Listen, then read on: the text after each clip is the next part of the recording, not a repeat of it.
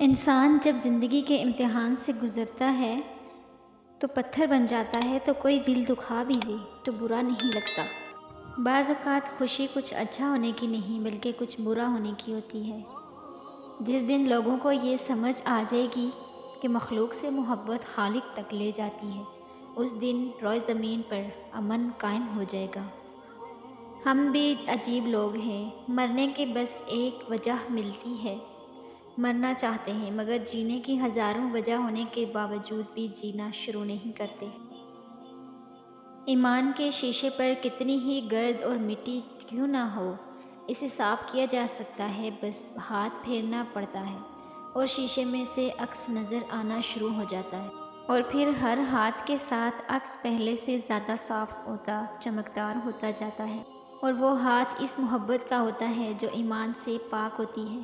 کچھ درد چاہ کر بھی تحریر میں نہیں لائے جا سکتے، چاہے لاکھ جتن کر لیے جائے، مگر یہ جو لکھاری کا قلم ہوتا ہے نا، یہ ہر درد کا بوجھ نہیں اٹھا سکتا۔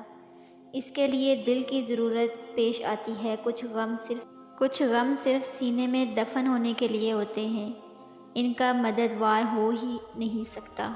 انسان کو اپنے اندر خوشی خود ڈھونڈنی ہوتی ہے، بجائے دوسروں کے پیچھے رہنے اور دوسروں کی رائے پر انحصار ہونے کے۔ انسان کو اپنی ذات پر اعتماد کرنا سیکھنا ہے۔ ہم اپنے سب سے اچھے دوست کو سب سے اچھے جج ہوتے ہیں۔ سمندر کا پورا پانی کشتی کو نہیں ڈبو سکتا جب تک کہ کشتی میں داخل نہ ہو جائے۔ اس طرح پورے دنیا کی برائی آپ کو نقصان نہیں دے سکتی جب تک کہ آپ کے ذہن اور روح پر اپنا اثر نہ جما دے۔ من کی میل کو ختم کرنے کے لیے سب سے پہلے اپنے میں کو ختم کرو، اور میں کو ختم کرنے کے لیے عاجزی بننا پڑتا ہے، اور عاجز بننے کے لیے یہ ضروری ہے کہ اپنی ہستی تک بھول جا کہ تو کیا ہے۔ بس اتنا یاد رکھ کہ تو خاک ہے، خاک پر ہے، اور تجھے خاک میں ہی جانا ہے۔ تقدیر ہر انسان کو اختیار دیتی ہے، یا تو آپ ہاتھ پہ ہاتھ دھرے بیٹھے رہیں اور قسمت کو کوستے رہیں کہ میرے ساتھ سراسر ناانصافی ہے، یا پھر محنت سے ان نامواقف حالات کو اپنے حق میں کر سکتے ہیں۔ عشق الہی کے سلسلے میں ملامت کی پرواہ نہیں کرنی چاہیے۔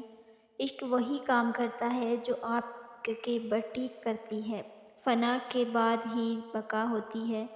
یاد رکھو، غم عشق جاں گداز نہیں، جان فضا ہے۔ عاشق کے لیے غم موجب رحمت ہے، اور سمندر مرغی کے لیے ہلاکت، لیکن بطخ کے لیے باعث مسرت ہوتا ہے۔ عشق کی پیدا کردہ کیفیت انسان میں نئی قسم کے جنون پیدا کرتی ہے جو کہ باعث سدا رحمت ہوتے ہیں۔ عقل ایک راز ہے، اسے ادب میں تلاش کر، اس کی یافت کا طریقہ یہ، بے عقل بے ادب سے مت پوچھ، جس کے پاس عقل ہے وہ دائم خاموش رہتا ہے کہ اہل لاہوت ہمیشہ لب بستہ خاموش ہی ہوتے ہیں۔